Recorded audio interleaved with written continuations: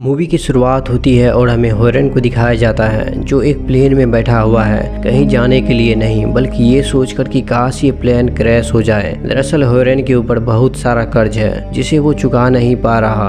Horn के माता पिता इस दुनिया में नहीं है, बस उसका एक छोटा भाई है जिसकी जिम्मेदारी हॉरन के ऊपर ही है। हॉरन ने कहीं सुना था कि अगर विमान का एक्सीडेंट होता है तो यात्रियों को 6 मिलियन युआन की राशि दी जाती है और आज हॉरन यही सोचकर इस विमान में बैठा है कि अगर ऐसा होता है तो उसके सारे कर्ज खत्म हो जाएंगे और साथ ही उसके भाई को एक अच्छी जिंदगी भी मिल जाएगी, क्योंकि हॉरन ने कुछ दिन पहले ही लाइफ इंश्योरेंस कराया हुआ है। हॉरन ये सब सोच ही रहा था कि तभी उसकी नजर रुआन पर जाती है जिसे वो कभी पसंद किया करता था। उसने अपने दिल की बात रुआन को बताई भी थी, मगर रुआन किसी और लड़की को पसंद करती थी जिसका नाम ली जून था, जिस वजह से हॉरन का दिल टूट गया। और आज हॉरन देखता है कि रुआन ली जून के साथ उसी प्लेन में सफर करने वाली है। खैर अब इनके सफर की शुरुआत हो जाती है, पर कुछ देर बाद ही वो होता है जो सोचकर हॉरन उस प्लेन में बैठा था। वो प्लेन एक अनजान आइलैंड पर क्रैश हो जाता है। अब कुछ देर बाद हॉरन को होश आता है, वो सही सलामत था। वो देखता है कि प्लेन के पायलट्स और बहुत सारे पैसेंजर्स मारे जा चुके हैं, बाकी जो बचे हुए लोग थे वे जख्मी थे। कुछ लोग मदद बुलाने के लिए कॉल करने की कोशिश करते हैं, मगर उनके फोन में नेटवर्क नहीं होता। रुआन और ली जून भी इस हादसे में बच गए थे।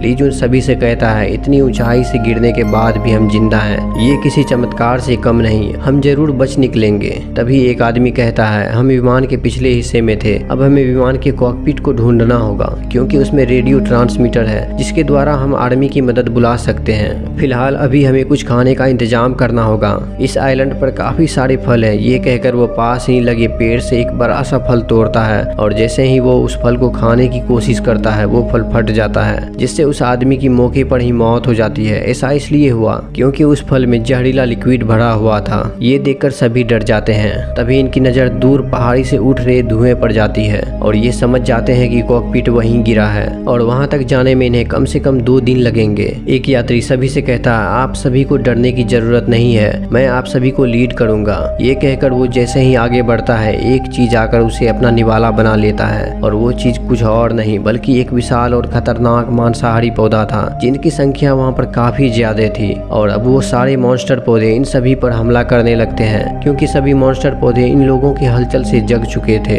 इस हमले में बहुत सारे यात्री मारे जाते हैं। कुछ यात्री जो इन मॉन्स्टर पौधों के हमले से बचकर आगे निकल चुके थे वो एक जगह रुकते हैं। सभी काफी डरे हुए थे, लेकिन फिर भी ये लोग डिसाइड करते हैं कि ये कॉकपिट की ओर आगे बढ़ेंगे। एक आदमी जो एक फोटोग्राफर है वो कहता है कि हमें जल्द से जल्द यहाँ से निकलना चाहिए क्योंकि मुझे लगता है कि यहाँ पर और भी खतरनाक जीव जंतु है। और यहाँ से शुरू होता है बचे हुए इन लोगों के खौफनाक सफर की शुरुआत। अब ये लोग पहाड़ों के बीच बने संकरे रास्ते से होते हुए आगे बढ़ते हैं। 2 आदमी जो पीछे चल रहे थे उनमें से एक आदमी को कोई अजीब सी चीज ऊपर खींच लेता है। दूसरा आदमी भागकर आगे जाता है और सभी से कहता है, मेरे साथ जो आदमी था वो अचानक गायब हो गया, यहाँ कुछ तो है। और तभी एक लंबी जीभ एक आदमी को पकड़कर अपनी ओर खींच लेती है। दरअसल उन पहाड़ियों में मगरमच्छ से भी बड़े बड़े आकार के छिपकली थे जो इन सभी का शिकार करने के लिए तैयार थे। अब उन छिपकलियों को देखकर ये लोग अपनी जान बचाकर भागने लगते हैं, मगर इस दौरान छिपकली उनमें से कुछ लोगों का शिकार कर ही लेती है। भागने के दौरान हॉरन, रुआन और चाओ ग्रुप से अलग हो जाते हैं। इसी दौरान एक छिपकली रुआन पर हमला कर देती है, पर समय रहते हॉरन उसे बचा लेता है जिससे वो बाल बाल बचती है। मगर वो छिपकली रुकती नहीं, वो फिर से रुआन पर हमला करती है, मगर हॉरन ऐसा होने नहीं देता। वो खुद ही उस छिपकली का चारा बन जाता है। और इससे पहले कि वो छिपकली हॉरन को अपनी ओर खींच लेती, रुआन हॉरन को पकड़ लेती है, पर हॉरन को पता चल चुका था कि वो अब नहीं बचेगा। इसलिए अपने आखिरी वक्त में रुआन से अपने दिल की बात कहता है। वो कहता है, तुम मुझे बहुत पसंद हो, अपना ध्यान रखना। ये कहते ही 2 छिपकलियां उसे अपनी ओर खींचने लगती है, मगर तभी चाओ ऐन वक्त पर वहां आ जाता है और हॉरन को उस छिपकलियों के चंगुल से छुड़ा लेता है। अब ये सभी भागकर पास के ही घास के मैदान में चले जाते हैं, मगर वो छिपकली उस घास के मैदान के अंदर नहीं जाती क्योंकि उन्हें पता था कि उस घास के मैदान में उससे भी भयानक जीव रहते हैं जो उनका शिकार आसानी से कर सकते हैं। घास के मैदान में घास की लंबाई काफी ज्यादा थी। अब यह सभी उस घास के मैदान में थे मगर ग्रुप में बटे हुए, इसलिए ये डिसाइड करते हैं कि 3 गिनने के बाद जंप करके एक दूसरे की लोकेशन को देखेंगे और फिर साथ मिल जाएंगे। ये सभी ऐसा ही करते हैं और एक दूसरे की लोकेशन को देख लेते हैं। अब ये लोग एक जगह इकट्ठा होने के लिए आगे बढ़ते हैं। चाओ जो पीछे चल रहा था उसे अचानक घासों के बीच से सरसराहट की आवाज सुनाई देती है, जिसे सुनकर वो काफी काफी डर जाता है और भागकर ग्रुप के पास जाता है और उनसे कहता है यहाँ कुछ तो है जो मेरे पीछे ही था। और तभी एक बड़ा सा सांप आकर उनमें से एक आदमी को पकड़कर अपने मुंह में ले लेता है और सबके सामने ही उसे निगल जाता है। ये देखकर सभी सहम जाते हैं और अपनी जान बचाकर वहां से भागते हैं। भागते भागते ये सभी पहाड़ के करीब पहुंच जाते हैं और उनके दरारों में जाकर छिप जाते हैं। वहीं वो बड़ा सा सांप इन सभी का पीछा करता हुआ वहां तक आ जाता है और इन सभी को ढूंढने लगता है। रुआन और उसका बॉयफ्रेंड ली जून एक छोटे से पहाड़ के पीछे छिपे हुए थे, वहीं बाकी सभी एक बड़े से पहाड़ के पीछे थे। रुआन काफी घबराई हुई थी और उसके इस घबराहट को वो सांप महसूस कर उसके पास आ जाता है। और इससे पहले कि वो सांप रुआन पर हमला करता, होरेन बिना अपनी जान की परवाह किए उस सांप को अपनी ओर बुलाने लगता है। अब वो सांप जैसे ही होरेन पर हमला करने के लिए आगे बढ़ता है, चाओ एक बार फिर से अपनी बहादुरी दिखाते हुए जंगल से वही जहरीला फल तोड़कर उस सांप की ओर फेंकता है, जहाँ पर और भी बहुत सारे जहरीले फल लटके हुए थे। और अब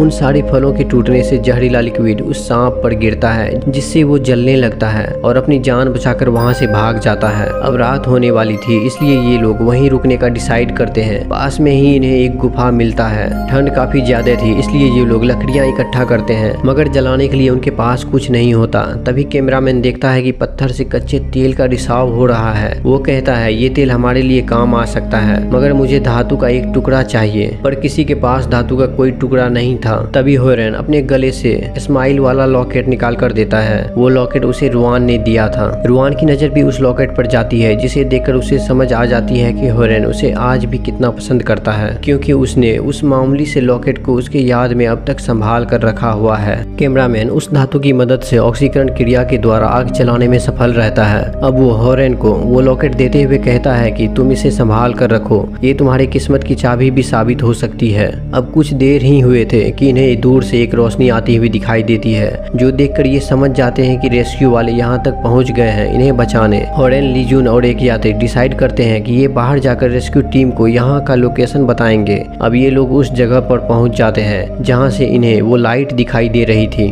पर वहाँ जाते ही इन्हें कुछ दिखाई नहीं देता। लेकिन जैसे ही ये पीछे मुड़ते हैं, इनके सामने एक बड़ा सा मेढक होता है, जिसके माथे पर लाइट जल रही थी, मतलब कि यहाँ कोई रेस्क्यू टीम नहीं आई थी। वो रोशनी इस मेढक के माथे पर लगी लाइट की रोशनी थी। अब उस भयानक से मेढक को देखते ही होरेन और ली जून पास के ही पत्थर के हॉल में छिप जाते हैं, मगर वो तीसरा आदमी बाहर ही रह जाता है, जिसे वो मेढक अपना निवाला बना लेता है। इसके बाद वो मेढक इन दोनों को उस हॉल से बाहर निकालने की कोशिश में लग जाता है। ली जून होरेन से कहता है, मेरे पास एक आइडिया है, हम दोनों यहाँ से अलग अलग दिशा में भागते हैं, कम से कम हम दोनों में से कोई एक तो जिंदा बच जाएगा।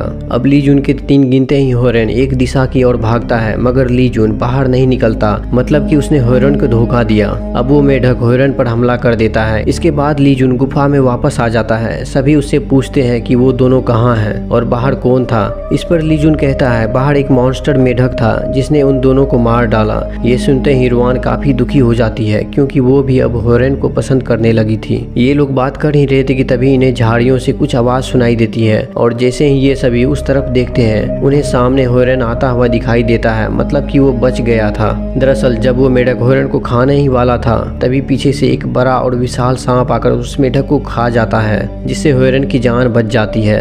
अब अगली सुबह होते ही ये लोग आगे की ओर बढ़ने लगते हैं। ये लोग कुछ दूर आगे चले ही थे कि होरेन को अचानक सूखे पत्ते के नीचे कुछ दिखाई देता है। होरेन जैसे ही उस चीज को बाहर निकालता है, उसे देखकर सभी के होश उड़ जाते हैं, क्योंकि वो एक बड़ा और विशाल सांप का खाल था जो ताजा था, मतलब कि वो इस वक्त उनके आसपास ही था। सभी सोच ही रहे थे कि अब इन्हें क्या करना है, कि तभी वो विशाल और भयानक सांप इनके सामने आ जाता है, जिसे देखकर इन लोगों की रूह कांप जाती है। अब ये लोग अपनी जान बचाकर वहां से भागते हैं और एक गुफा के अंदर चले जाते हैं, मगर उस गुफा का रास्ता ढलान नुमा था, यानी कि काफी खतरनाक। ये लोग संभलकर उस ढलान के रास्ते आगे बढ़ने लगते हैं। वहीं वो सांप इनका पीछा करते हुए उस गुफा तक भी आ जाता है। उस सांप को गुफा के अंदर आता हुआ देखकर सभी डर जाते हैं, और इसी दौरान वो कैमरामैन ढलान से नीचे गिरने लगता है, मगर समय रहते ही ली जून उसका हाथ पकड़ लेता है और ली जून का हाथ पकड़ता है होरेन। पर जैसे ही वो सांप इनके नजदीक आता है, ली जून उस कैमरामैन का हाथ छोड़ देता है और वो भयानक सांप उस कैमरामैन को निगल जाता है। ये देखकर होरेन को ली जून पर काफी गुस्सा आता है और वो भी उसका हाथ छोड़ने ही वाला होता है कि तभी रुआन उसे ऐसा करने से रोक लेती है, जिसके बाद वो ली जून को ऊपर खींच लेता है।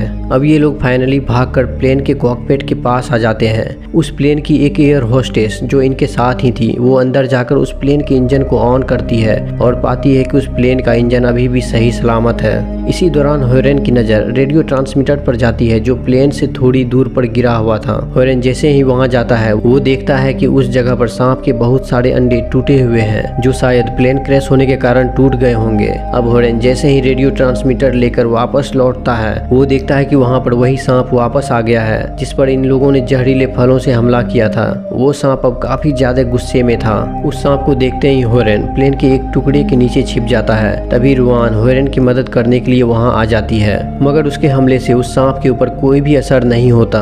अब इससे पहले कि वो सांप रुआन पर हमला करता, होरेन उसे भी उस प्लेन के टुकड़े के अंदर ले लेता है। ये दोनों उस सांप से बचने की पूरी कोशिश कर रहे थे, मगर तभी दो और भयानक सांप वहाँ आ जाते हैं। अब वो तीनों सांप मिलकर होरेन और रुआन पर हमला करने की कोशिश करने लगते हैं। मतलब कि अब इन दोनों को बचाना लगभग नामुमकिन है। मगर तभी ली जून लोहे के एक टुकड़े से प्लेन के ऊपर मारने लगता है और वो उन सांपों से कहता है, आओ मेरी तरफ आओ। ये तीनों सांप जैसे ही ली जून को देखते हैं, ये उनकी ओर जाने लगते हैं। तभी ली जून एयर होस्टेस से कहता है, जल्दी से प्लेन का इंजन स्टार्ट करो, हम अभी भी बच सकते हैं। अब इससे पहले कि एयर होस्टेस एरोप्लेन का इंजन स्टार्ट करती, वो तीनों सांप प्लेन के अंदर घुस जाते हैं। चाओ और एक यात्री सहित वो सांप उस एयर होस्टेस को भी मार देता है। अब वो सांप ली जून की ओर आगे बढ़ता है और इससे पहले कि वो ली जून को खा जाता, तभी अचानक एरोप्लेन का इंजन स्टार्ट हो जाता है, जिसके संपर्क में आते ही तीनों सांप के परखच्चे उड़ जाते हैं। दरअसल सांप के हमले से बुरी तरह से जख्मी होने के बावजूद भी उस एयर होस्टेस ने एरोप्लेन का इंजन स्टार्ट कर दिया। मतलब कि उस एयर होस्टेस ने अपने आखिरी सांस अपने सर्विस को दे दी। वो अब भी जिंदा थी, मगर काफी घायल हो चुकी थी। अब ली जून होरेन और रुआन को बताता है कि मैंने उस कैमरामैन का हाथ नहीं छोड़ा था, दरअसल उसने खुद ही अपना हाथ मेरे हाथ से छुड़ा लिया था ताकि वो हमें बचा सके। मतलब कि ली जून की उसमें कोई गलती नहीं थी। ली जून ये सब बता ही रहा था कि अचानक होरेन और रुआन की नजर उसके पीछे जाती है, जहाँ पर उस आइलैंड का सबसे विशाल और भयानक सांप आ चुका था और देखते ही देखते वो ली जून को निगल जाता है। उस सांप को देखते ही होरेन और रुआन समझ जाते हैं कि ये सारे सांपों का लीडर है। अब ये दोनों उस सांप से बचने के लिए उस प्लेन के अंदर जाकर छिप जाते हैं, पर वो सांप इन्हें छोड़ने वाला कहाँ था। अब वो पूरे प्लेन को जकड़ लेता है, मगर इसी दौरान प्लेन का फ्यूल टैंक लीक होने लगता है। ये देखकर होरेन प्लेन के एक हिस्से को काट कर रुआन के साथ प्लेन से बाहर निकल जाता है और पास के ही एक गुफा के अंदर जाने लगता है। इन दोनों को देखकर वो सांप भी उसके पीछे आने लगता है, मगर तब तक वो सांप फ्यूल से पूरी तरह से गीला हो चुका था।